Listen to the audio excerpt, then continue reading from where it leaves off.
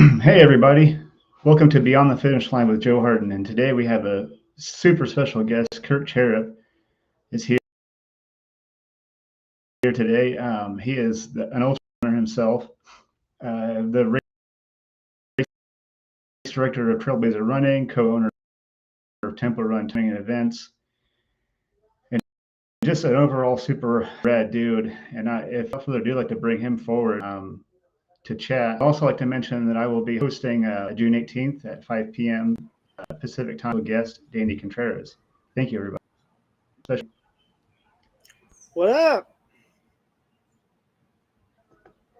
You hear me, Joe?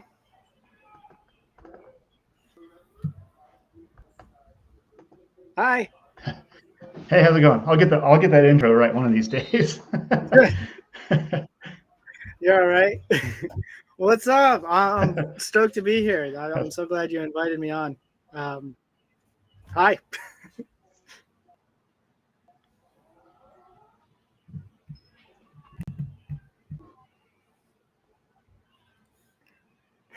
Still hear me, Joe?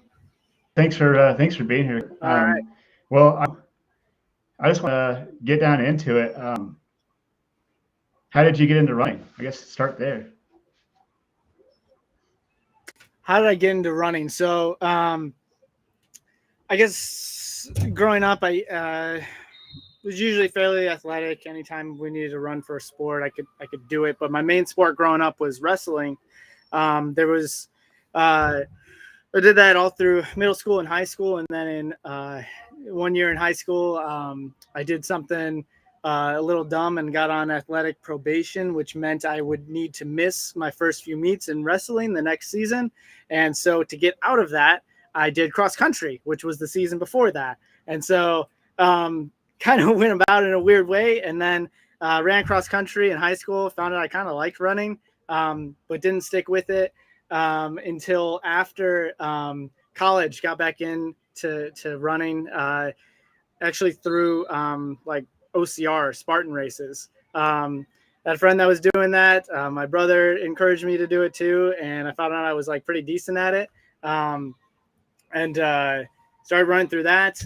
Also, the company I worked for at the time, you could get a free entry into the Chicago Marathon, so I signed up for that because I had a coworker that was peer pressuring me into it, and found out that I really liked like the every day, every other day, just getting out and running, and just felt like a better version of myself when I went out and run. So through training with Chicago Marathon and running some obstacle course races where I felt like I could be competitive and I could still like compete and get that competitive drive, I just kind of stuck with it. And then that's was kind of the gateways into trail running, because I started going down different rabbit holes on YouTube of following different athletes and what they were doing, and then saw things from like Billy Yang or the Ginger Runner or Run Steep Get High, and saw their videos of trail races, and it just looked so cool that I wanted to try myself. And I always loved being out in nature and feeling like I was athletic and, you know, getting my heart racing. So it's just kind of a natural fit. And now I just identify as a trail runner, and that's all I love doing now, you know, recreationally. And yeah, that's how I got into running. You said road race is what got you in there and into running at first? Yeah, road Chicago running Marathon. as far as training for Chicago Marathon, and then obstacle course racing. So OCR, like a Spartan race or Tough Mudder, that kind of stuff. There's some great local ones in Illinois too, like Abominable Snow Race, Oh, cool. and Highlander and stuff. But yeah, I really like that. I love the running portion of it. I was pretty good at it, so it was a natural fit there. And then just kind of focused more on trail running after 2019. I was kind of just all trail running. Ah, cool. And you said, was it Day in a Life, the Billy Yang video, they got you into it? into trail running? Yeah, it actually was. So I mentioned Billy Yang. I didn't say that video specifically, but it was that video specifically that I watched about the following those. It was like 4 women running the Western States 100. I think it was maybe 2016. That video, yes, that definitely got me into trail running. Seeing just what they went through and what all this sport is about and how you can really experience like day in a life out there on the trails. There's just something unique, something magical about pushing your limits to that extent that kind of strips everything down to like just this realness, this rawness that you get to when you're out there running for a full day out on the trails.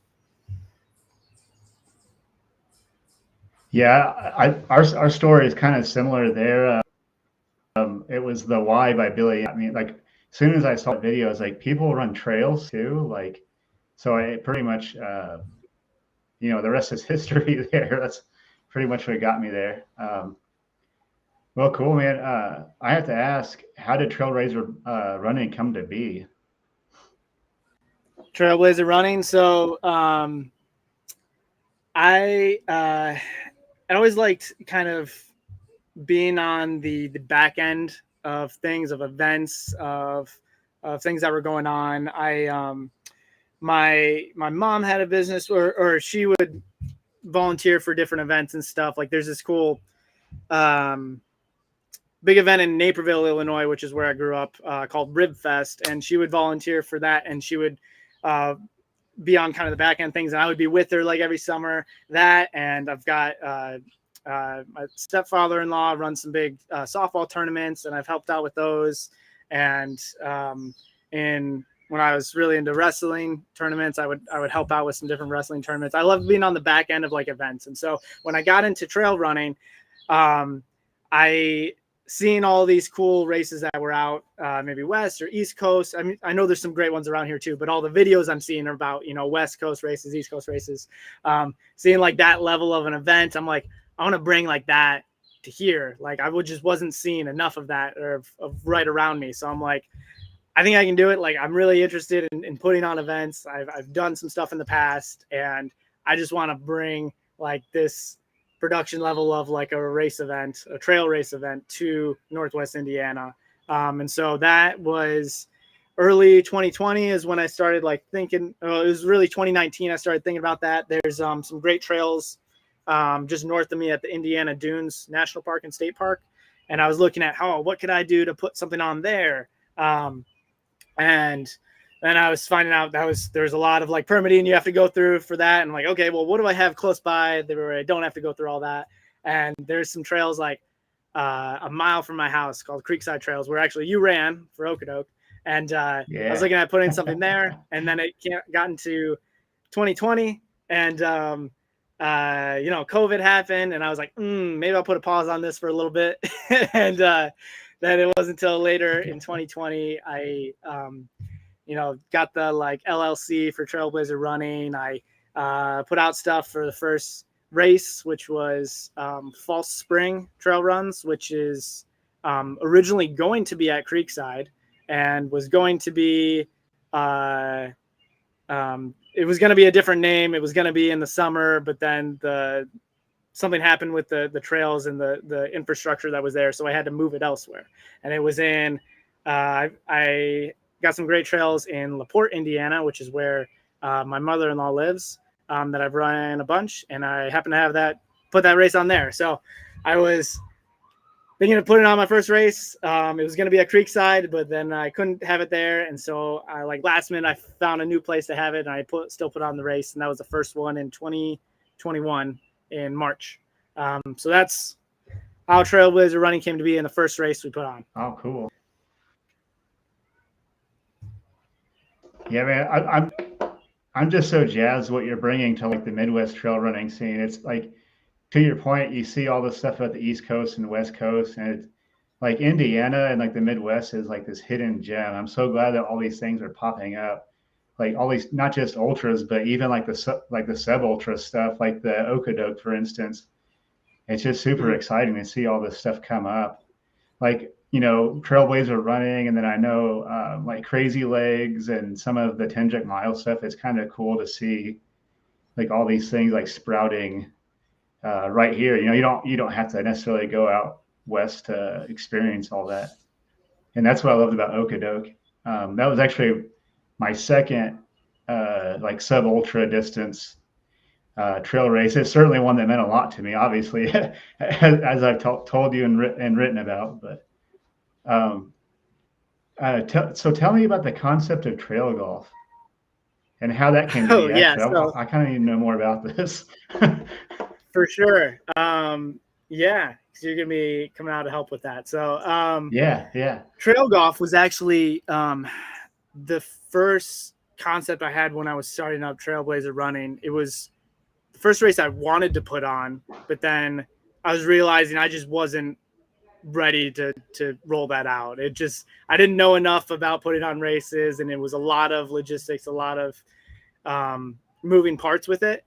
And so I put that to the side and just was like, all right, I want to put on some kind of traditional race events and, figure out how all that works, get to know more people in the community, get to know volunteers, get to know runners before I roll this out. So what trail golf is it stemmed from a few things, one of which being a conversation I had with a good friend of mine that's really good with PR and marketing. And I was talking to him about how I want to start up some race company. And he was like, what would be great to like get more people out there is if you could find a way to like gamify running. And he brought up the example of like Topgolf. Have you ever been to like a Topgolf where it's like a driving range, but it's not just how far you can hit the ball. It's like there's little like goals you try to hit the ball into, and like you don't even have to be a good golfer, you can just have fun there. And so I was trying to think of different ways that I could like gamify the running, and I was like, okay, so traditionally running, it's how fast you can get from point A to point B. I'm like, how can I have some sort of a scoring system or points or make it more fun? And I came up with a bunch of different ideas, one of which was trail golf, where how it works is, if you're familiar with like it's probably closely related to like a last person standing or like a backyard ultra. So in the sense that at the top of the hour, each hour you go out and you run a route. Difference being that for trail golf, there's a set number of rounds, or what we call holes, and there's it matters how fast you go. So for this iteration of trail golf that I'm having actually coming up, is there's 9 holes, and each one is about 3 to 4 miles, equating to a 50K distance in total. So when I say they're about 3 to 4 miles, each round, each hole is a different route. They all start and finish in the same spot, but it's a different pathway around the trail system that's here. So each one is unique. You're not doing the same thing over and over again. I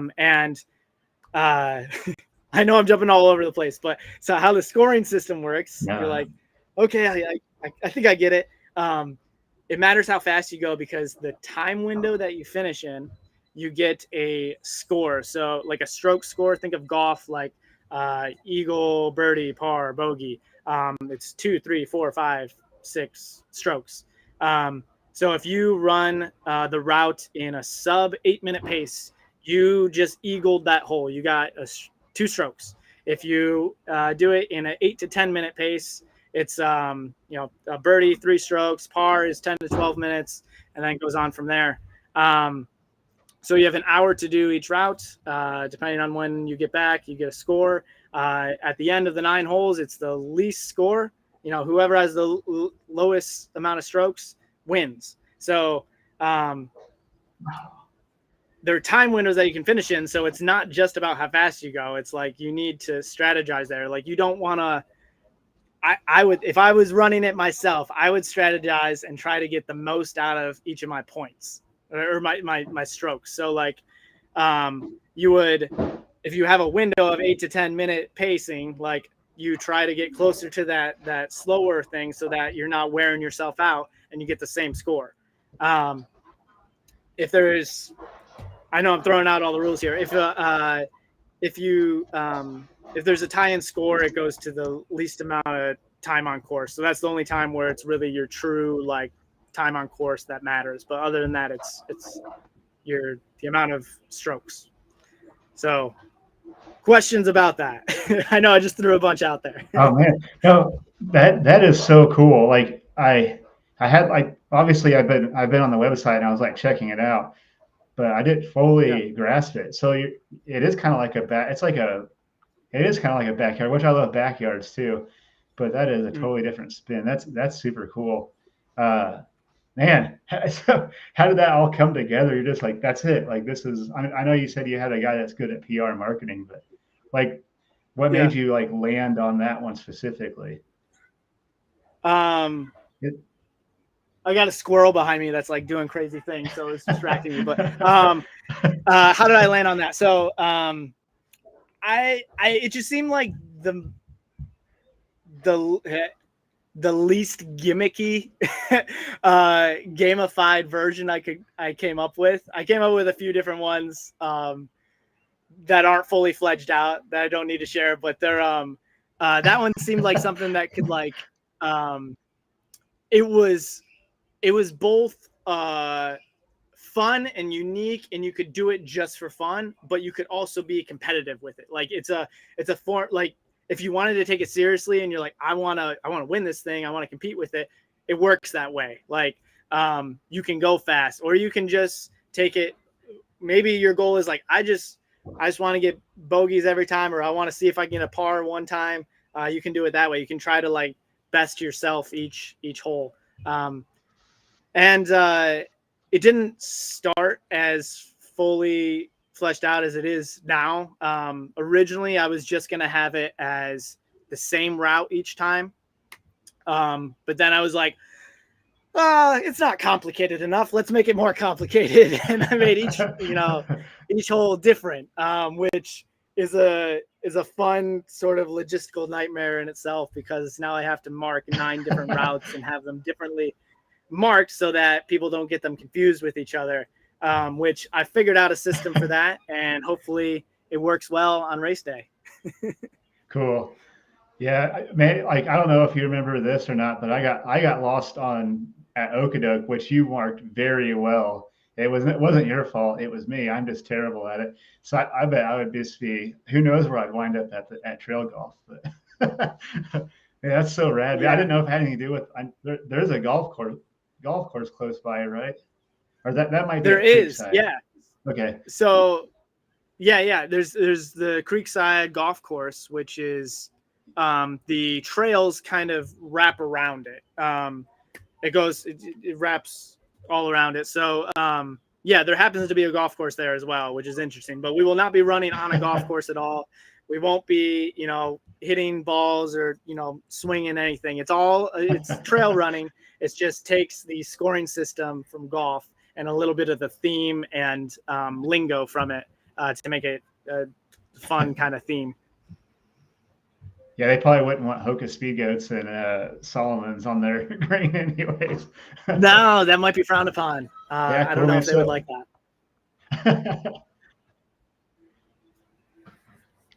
I don't know if I'm supposed to point them out, but I'm seeing some questions being posed.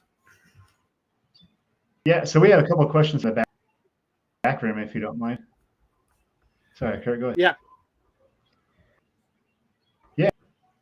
Let me ask this. You want me to read them? So do you think you have to gamify world? Would this have been something you could have done 10 to 15 years ago? That's a good question too. Well, I'm fairly young. 10 to 15 years ago, I was in high school, but 15 years ago I was. So I was not race directing, so I don't know what the trail running landscape looked like back then. But do I feel I have to gamify the races to get people into it? No, I don't think I have to. I just want to because I think it's fun. It's interesting. I mean, with this concept being so new, I wasn't expecting to bring in a lot of people because just like yourself, like when you even reading through it, you're like, what is this about? How does this work? Like, that's the reaction I get from most people when they first hear about it. They're like, what? I don't really get it. And then I explain it a little bit and they're like, oh, that's so cool. That's awesome. I want to try that. But it takes a little bit. So if I was doing it to try to get more people involved, I'm going about it the wrong way because I'm making it very confusing. But I don't know. I think it's a way, like, why would I want to gamify it? One, it's fun. It's something different to try. If someone's like ran a bunch of races in the area or always done kind of traditional trail races, they might see it as something like, oh, that's a new challenge. That's something different. Kind of like how the backyard ultras took the trail running world by storm. It was like something different. It wasn't just about the fastest runner. So yeah, it can bring new people in once they understand the concept, but it can also like be something that brings in maybe people that don't consider themselves like runners or like don't haven't done like a traditional race and might be intimidated by it. They might be like, oh, this is fun. This is just like a fun thing that we're doing and I can do it with friends because there's a relay option for it.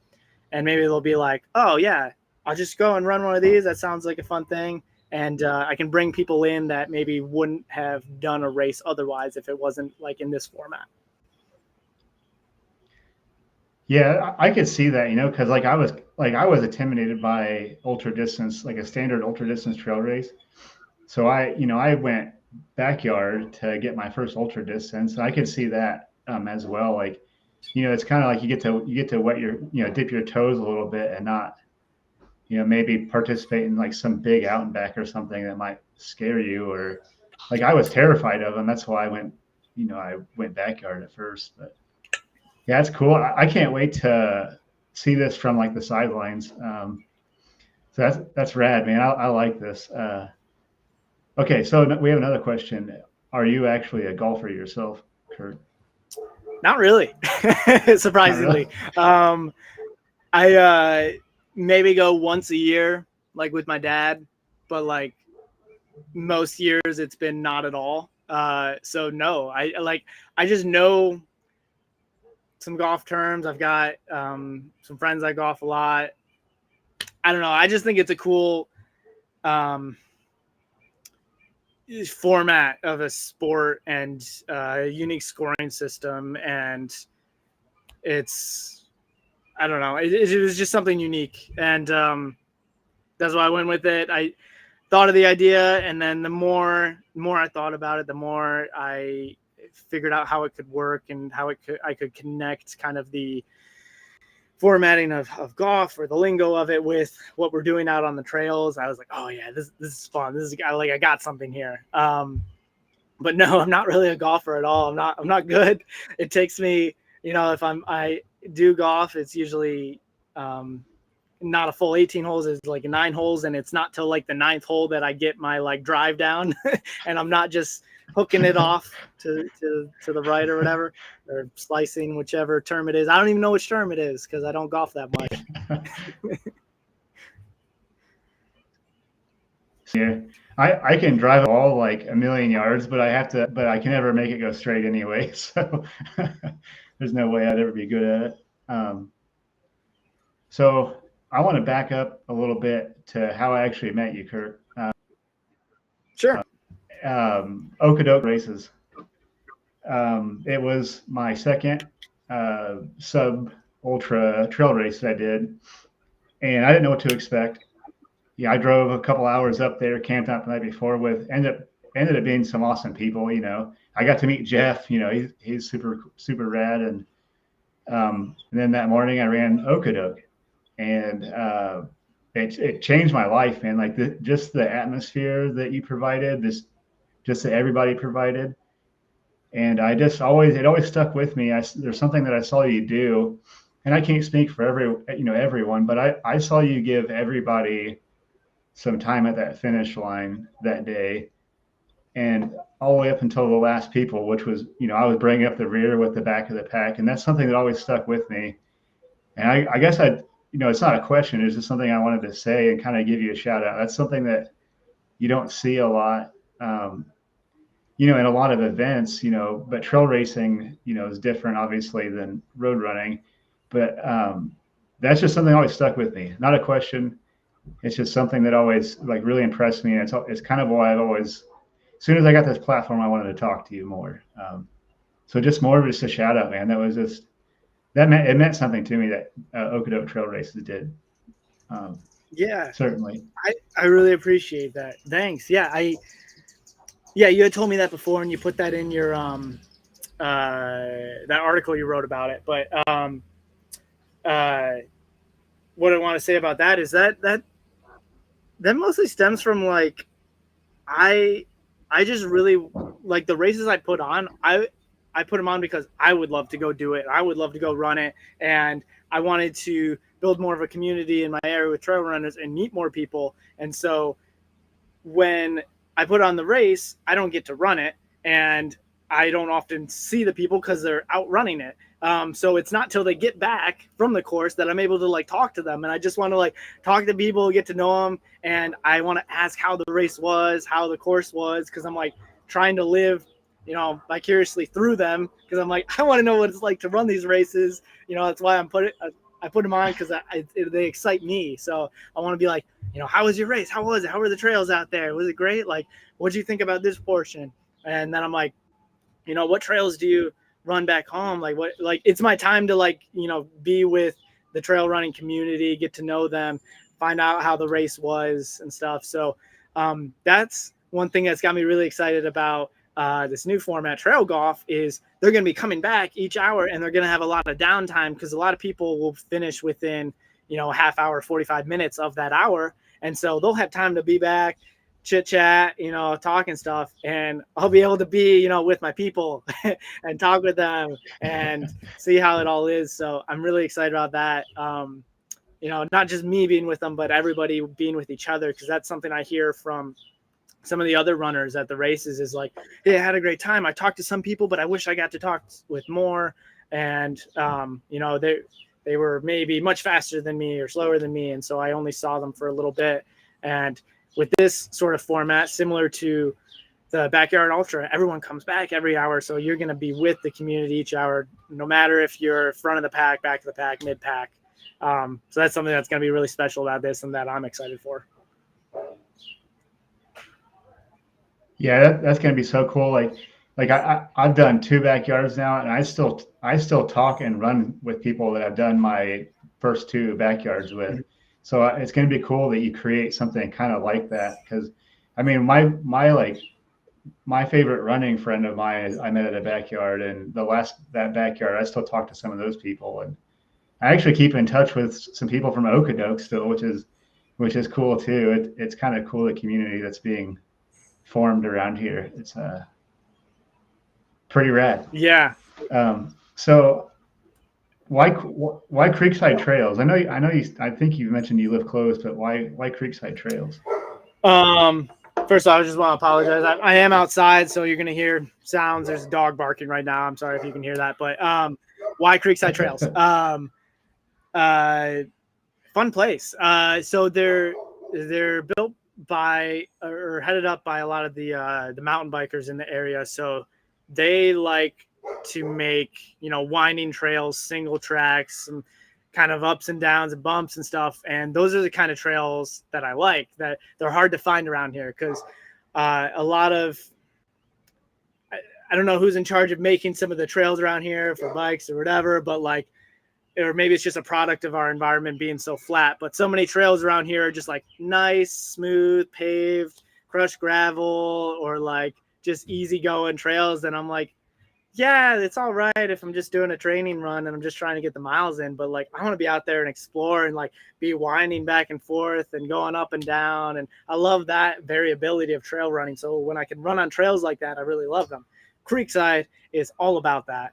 There's only a few sections that are kind of flat and straight, but most of it is winding up and down, single track through the woods around cool features. So that's why I really love Creekside, because the mountain bikers around here, they know how to make it right. Yeah, I agree, man. I love that course. I can't wait to come back for Okotoks. It's yeah, there's not a lot of straight. If it is, it's uphill, I guess. But Yeah, it's just a constant switchback for 18 miles. Yeah. It's a rad course. It's a rad course. Yeah. So okay, I want to talk about tempo run Oh, timing and sure. events. How did that start? And yeah, let's get into that. Sure. Yeah. So that started out of when I was getting into running. I wanted to give back to the community, and I was looking for some different cross country teams in the area, high school teams that I could volunteer for. One of which was Wheeler High School here in Valparaiso. I had reached out, and one of the head coaches got back to me. He's like, "Yeah, come on out, or like let's meet up. We'll talk and stuff." And in that initial conversation, he briefly mentioned something about wanting to start up a timing company, and so that kind of stuck with me. I went on to be like an assistant coach with that team and volunteer with them for a few years, and then fast forward just like a couple years, I was looking to put on some races through Trailblazer Running, and I was like, okay, so what's needed to put on some races? Well, timing is one of them. I'm like, I hear that's expensive. Can I do it myself? And so I was looking up what are some DIY timing things that I can do. And I found like this article that was like, oh, you can build your own system. You can use this software and, piecemeal it together. And so I was looking that up. I'm like, oh, that's not that difficult. I can figure that out. And I reached back out to that. Louis Guillen is his name, my business partner now. I was like, hey, are you still looking to start up like a timing company? And he was like, yeah, man, I just bought some equipment. You want to do this? I'm like, yeah, let's do it. So we got together and we tested out the equipment. We got it to work. And then we're like, okay, we need to, fortunately he still is the coach at Wheeler High School. So we were able to time some of their races, test out some things. We reached out to Paul Stofko, Crazy Legs Running. And his races Crazy traditionally, he has like a stopwatch himself. He gives people popsicle sticks. He does it old school. And we were like, hey, like, I know your races are small, but like, can we time them? Like, we won't charge you much. We just want to figure this stuff out. And he's like, yeah, come on out. And we did a few of them for free, and then did them very low cost for him because he's just a great guy. And just learned how to time the races, how to use equipment, how to troubleshoot stuff, how to do things how to figure it out when things go wrong. And eventually we just did bigger and bigger races. We started working for some bigger schools, some bigger like invites for cross country. And then we got into track timing, which we just finished up that season, which that's a whole different kind of timing, but similar kind of concept, uses different equipment, different software. And we just got into that. Louis, my business partner, he's more into the track side of it. So he knows a lot about how that works. I knew nothing about how track meets work and all that, but I'm pretty good with technology. So he's really good at like knowing how the events work and getting the in with the schools, because he's a teacher, he's a coach, and he just knows a bunch of people. And then I'm really good on like the technology side, figuring out how to make it work timing wise, how to work with the technology, how to systematize things, how to create like videos and step-by-step stuff so other people can do it as well. And so we pair up really well there. And that's it. That company, that race timing company, I've gotten to work with so many different races, different 5Ks, different marathons, different trail races. I time stuff for Ignite Trail Series, which is one out in at Chain of Lakes races. They do the IT 100. We don't time that one, but like they put on those races. Oh.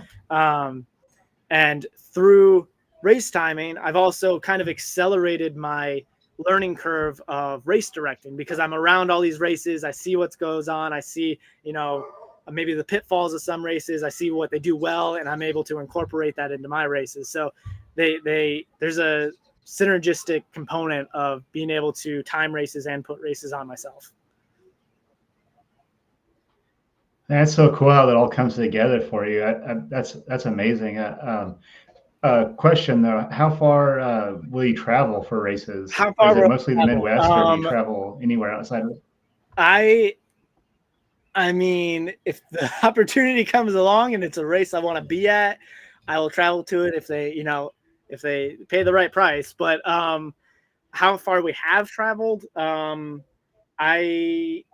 the furthest ones I've done were just a couple hours away, Channel Lakes, um, for me, and then that was I did they have a 24-hour race out there, and I did a 12-hour race for Kim Harding. She's got the Armed Forces Endurance Run. It's a 12-hour, 8-hour, 4-hour. That was a couple hours away for me. But we've timed some races down in Wabash, or not Wabash. I think it's Wabash. There was one where it was more central or southern Indiana that we came out to. But I mean, we'll travel the races. We'll drive to them. Usually, it's going to be within a few hours of us. But if we know in advance, it helps if it's like a bigger race, either a lot of people or a bigger distance where it's like it's worth us going to. It's worth people paying us to come there for it. It's not just like a small, local 5K that maybe has under 100 people at it.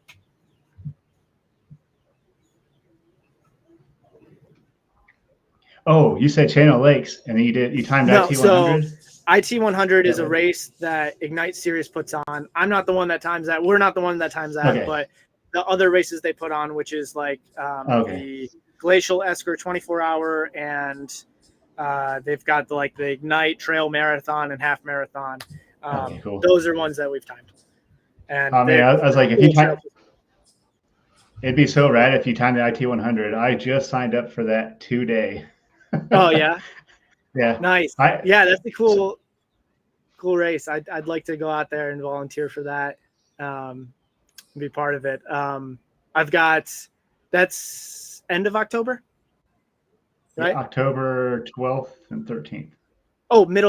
Beginning of October. So I've got I'll be running No Business 100. I think like the week or two after that. So yeah. That's the thing I'm doing, but I'll see if usually October is kind of busy for us with like timing races, but if I'm able to be out there, I want to go out and volunteer for it because I just love that the race director is great, and there's a lot of local people that go out and run that, so I'd love to be out there for it. Yeah, I'm pretty jazzed. I know a lot of the ITR crew will be there, so it'd be pretty cool to be there, be a part of it. Yeah, I actually signed up for No Business too, but I'm like number 260 something on the waiting list. I'm like, I'm probably not going to get in. And maybe not. after I heard how hard it is, I was just like, maybe this is a blessing in disguise. And I want to get back to you training for No Business too, actually. We do have a question though, and this is a good question also. So running an event company, a tiny company, and race directing, you're training for stuff to yourself, and your father too. How do you balance all this stuff? Yeah, so it wasn't mentioned yet on a podcast, but I am a father. I got two young kids, Charlie and Joanna. They're 4 and 2, and my lovely wife Christina. Yes, so got a family. I train for races myself. I have this trail race company. I time races. I also have a full-time job on top of that. This race company and the timing company, those are part-time things. Those are my side gigs. I have a full-time job outside of that. So yeah, how do I balance all that? I as best I can, not really well. I was listening to, I think it was your podcast with Chad Sullivan, and you asked him a similar question, and his answer was like, I do my best. And that's kind of my thing is like, I have a lot of aspirations or plans of what I would like to do and accomplish and what I think I can get done in a day or week, month. And then usually it's about half of those things that I actually do. So it's trying to be opportunistic about my time. If I'm able to, like for my training, if I'm able to run in the morning, or maybe at night, maybe after it's after the kids go down and I go run, or maybe it's a stroller run, or maybe I if I'm able to bring them like to the YMCA, they've got like 2 hours of free childcare and I can go out and do a run during that. So just trying to think ahead, be opportunistic about when I can get runs in, with race timing and race directing. Most of the work I do that isn't on race day is done at night. It's done like after the kids go down for bed. It's done late at night. I'm usually like a night owl because that's just time when I can have to myself to do stuff. It's quiet. No one's bothering me. I can just work on things. If I have time during like my lunch break at work or something, I'll try to do something really quick. Or, if I got to run some errands, I'll do it during that time. Or like be on a call with someone, I'll do it during that time. So it's trying to find little pockets of time and, pouncing on them and being like, all right, well, this is the time I'm going to do it, and being okay with that and being okay with not being able to do everything. Like there's a lot of things I want to do that I couldn't get done for like this race or other races or my training. If I can't get in a run for a day, it's like, all right, I'll just try to do something maybe a little bit more tomorrow or something a little bit different. So giving yourself enough grace to not do everything and then being opportunistic about the time that you do have. Yeah, I agree. I'm gonna keep asking this question. I'm gonna keep taking notes every guest I have. Everybody I interview does so many things, and I'm still kind of new. Like, I'm training for stuff too. I work a full-time job as well, and I've got my side business stuff. So my internal joke is just like I'm just asking for myself whenever I ask that question now. Yeah, that's rad, man. So I want to talk about no business. How's that? So I signed up for 100 miler.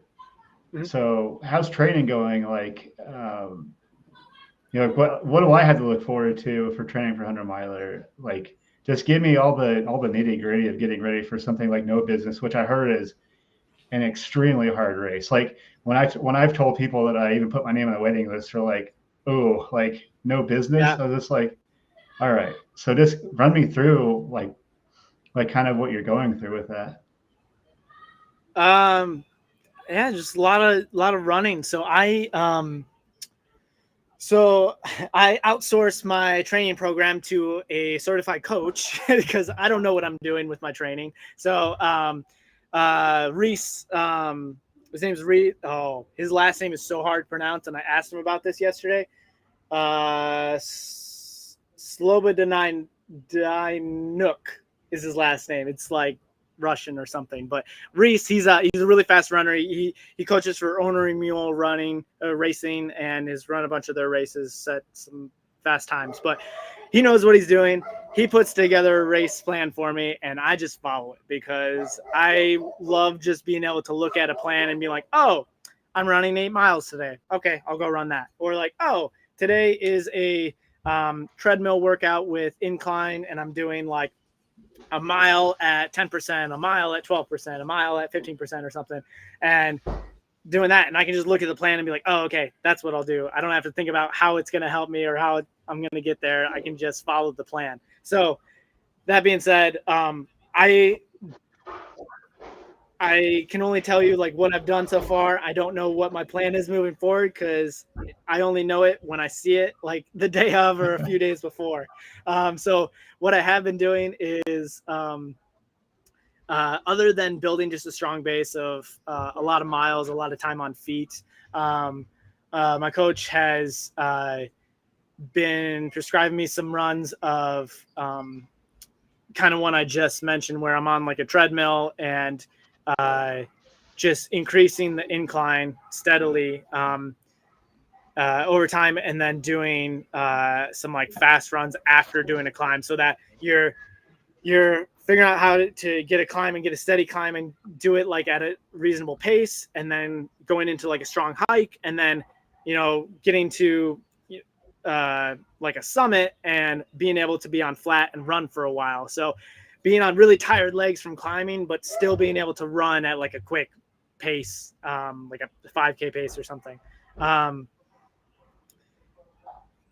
I don't know. We do a lot of climbs. He tells me all my long runs, he's like, do it as hilly as possible. Find wherever you can to do the most hills, which for me is usually at the Indiana Dunes, which is a little different because they're mostly sand dunes, and the climbing on that is not like normal climbing because every step you take, you like go down like 6 inches. So it's like you might only have like 100-foot climb, but it feels like a 300-foot climb or something because like you're just going down each step. So I feel like I didn't really answer your question well, but my training is just a lot of running and a lot of climbing when I can get it, because there's not a whole lot of vert around here in flatland. Yeah. Man, yeah, So, that's no kidding. Any treadmill work at all in that plan? yeah, so that treadmill work, when I need to get a certain amount of vert in, or like very specific percentages of incline, yes, that will be on a treadmill, just because you can really dial it into how you want it, and you can get consistent climbs, which I cannot get consistent climbs around here beyond like a quarter mile. So yes, anything where I need consistent climbing is on a treadmill. And then if it's over the winter, I trained all through the winter, and if there were times where it was like really icy outside, I would do it on treadmill, because I'm like, I don't want to fall and hurt myself, which I had done one time.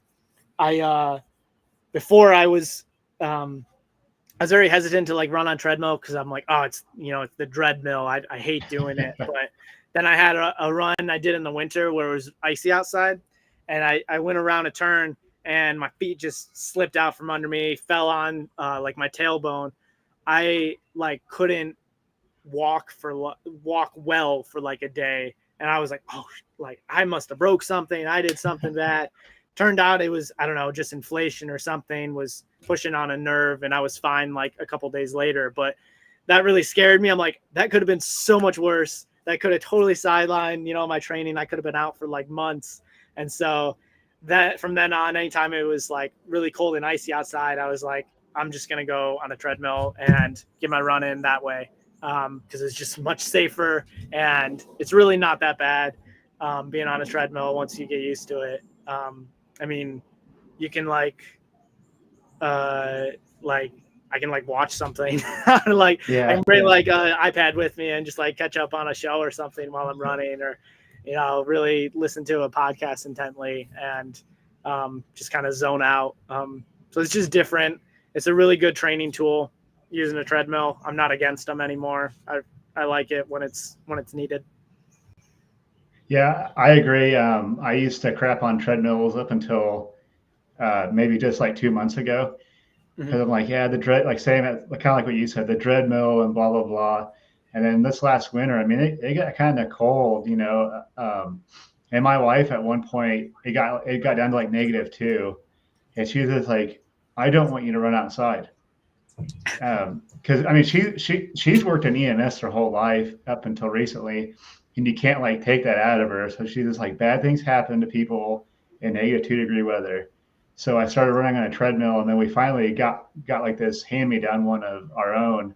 And like you said, man, it's like such a great tool. And if I need to catch up on YouTube or something, I can actually watch it and pay attention to a podcast I want to listen to, instead of worrying about like slipping and falling on the ice and like knocking myself out in the dead of winter. But yeah, I agree. Certainly agree with the treadmill. It's a tool, and you can add vert to it. I mean, it's right there in your home, or the gym or whatever. Yeah, it's cool. So you got a coach. I actually just got my first coach 2 weeks ago, or maybe 3 weeks ago. So same thing. I like being able to just like open up my calendar, and it's just like, well, I'm going to run tempo today, or 2.5 hours easy with a 30-minute threshold run in the middle. That's cool. I did the same thing recently. Broke down and got a coach. I got tired of thinking about just now I don't have to. So yeah, that's great. Yeah. So how'd you get connected with your coach? I'm curious, like, how'd you find one? Do you know Garrett from Trail Trash Pod? Yeah. Uh, he actually introduced me to his coach, Matt Okay. Daniels. He's a super Garrett. I don't remember how me and Garrett met. Well, I did one of his podcasts that he's going to release, and me and him kind of keep in touch ever since. He's from Indiana, so we have like that, that Oh, bond. cool. Yeah, I just started listening to their podcast because Chad Sullivan was on it. They Yeah, interviewed him, and so I started listening to some of theirs. I'm like, oh man, they got some good guests on here. Like I love their dynamic. They got like the two or three hosts that are doing it. But that's cool. So Garrett introduced you to somebody, his coach. Yeah. Yeah. I got connected with my coach through Ornery Mule. I ran the Frozen Gnome 50K. In where is that? It's in Illinois.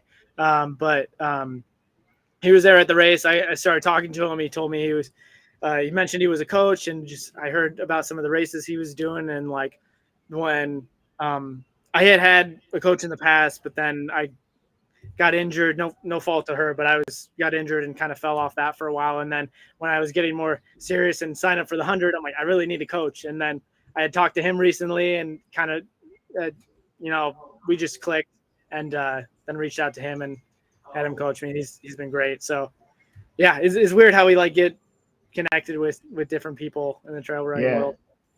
yeah. I was super stoked that Garrett was, broke the ice for me. I wouldn't reach out on my own, but Yeah. that's cool. Yeah, shout out to Garrett. Shout out to Matt Daniels. So I got to ask. So Trailblazer Running, is there any other Mhm. projects you're working on, or like, is there anything coming up the pipeline that you can talk about? Maybe. I'm so glad you asked. Yeah. So my next project I'm working on, which I don't know the full feasibility of it if I can make it happen, but this is a thing I'm working on. Is are you familiar with the Knobstone Trail in southern Indiana? Yes. Yes. Yes. Okay. Good. So you are familiar with it. Have you hiked it before? A little bit of it, not much. A little bit of it. Okay. So Yeah. for those of you that don't know that are listening, Knobstone Trail is the longest continuous footpath in Indiana. It covers 47 plus miles on the actual path. If you look on the FKT website, fastest known time, there is a path marked out, or that is 50 miles exactly, that some people have ran. There used to be a race down there that ran the full 50, did a 50K, did marathon, half marathon in early 2000s. Abe Underhill, who ran Okadoke, who you might know him, Yeah. he let me know about this trail and suggested, hey, this would probably be a great trail to have a race on. And so I looked it up, and the more I looked it up, the more I found out about it. I was like, wow, this is a cool trail. I think it deserves to have a race on it. And so I reached out to different organizations that were involved with that trail and like, hey, I'm interested in putting on a race here. Who do I need to talk to? Who knows about this? And so they connected me with a guy who used to put on a race there back in early 2000, and he invited me out. He was like, "Hey, we're going down there." This was what was it? September of last year. He's like, "We're going down there with some buddies. We're gonna stay in a cabin. We're gonna go run the trails. How about you come out? I'll tell you all about it. You can run some of the trails with us." I'm like, sure, yes. So I went out there. He brought a bunch of like maps and documents and printed out emails and everything from when he put on the race, just showed it to me. He's like, here, like, this is all the information. I would love for there to be another race out here. He's like, let me help you however I can. And so I did that. I started looking up how I could do it. And then I went out and actually ran it the whole distance, south to north, from Deem Lake to Delaney, in April. I think it was April 13th. I ran it with a couple people, and it's way better than I thought it was gonna be. Like, I looked up pictures of it. I saw some videos. The only videos I could find on it were people like hiking it. So mostly it's them talking about how they have to set up their camp and hike some of the paths. There's nobody running it. So I wasn't really sure what it was going to be like when I ran it, but it was like way better than I thought. It's so gnarly. It's like there's they like don't believe in switchbacks. So there's all these like straight up and down through like these escarpments, and throughout the whole thing, it's 10,000 feet of gain, which is ridiculous for Indiana. That's like a mountain race in Colorado, practically over 50 miles. So you're using poles. The people I ran with were using poles. If anybody was going to run it, I would definitely recommend using poles. Your legs get so worn out by the end, and it's beautiful. Like I thought there was going to be, looking at like a map of where it's at. I thought like when you're up on like the top of the escarpments, maybe you would see like farmland or industrial area, and it wouldn't be all that like scenic. But like when you're out there, you feel like you're in just the wilderness. It's awesome. Like the only signs of civilization you get are when you go across like the road crossings and some of the trailheads. But like you're out in the wild out there. It feels awesome. So I'm excited to try to organize that. I have kind of put that on the back burner the past couple months because I've been trying to put together trail golf and my other races. But right after trail golf's done and I've got a little bit of break, I'm going to be working on trying to push that, organize that race. Cool. So that is what I think is going to be the next big thing. If I can get the permitting, the approval for it, and get the plan together, that's what I'm really excited about, is putting something on at the Knobstone trails. Nice. I'm looking forward to that, man. That's killer. Yeah. I think it would be an instant like classic for Midwest trail running, and such a cool distance, being 50 miles. We don't have too many of those and like anywhere in the US that are just like dedicated 50 miles. Yeah, that's rad. That's rad. I can't wait to hear more about this.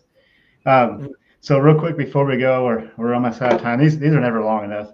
I want to do a section where I ask what's in people's earbuds or playlists. So Kurt, what are you listening to these days while out on the run? So most of the time when I'm listening to anything auditory, it's a podcast. I love learning. I love hearing about different races. I love being connected with the trail running community. So I'm mostly listening to podcasts. But when I'm listening to music, I would classify it as, my favorite kind of music is like indie rock or like folk rock.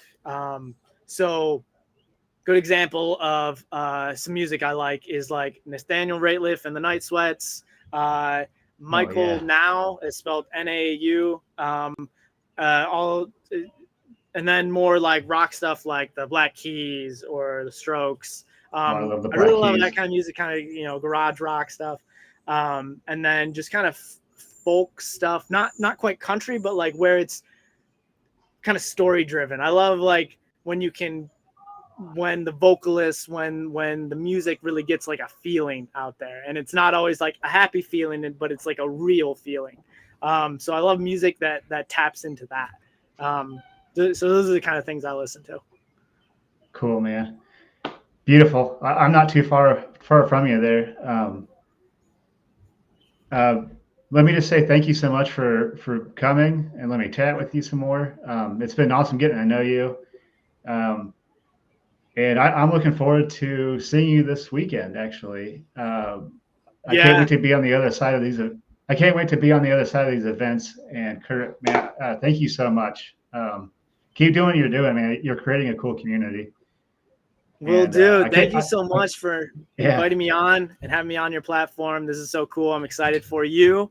Being able to do this, it's been cool watching you get more integrated with the trail running community, coming from being out at Okodoke and then, being interviewed for like Hard Prairie and having your own podcasts and articles and stuff. So it's been cool to watch. Yeah, thank you, man. I love this community, and the more I dive deep, the more I love it. So, all right, Kurt, man, thank you for your time, and I'll talk to you later. Yeah, we'll see you Saturday or Friday, actually. So yeah.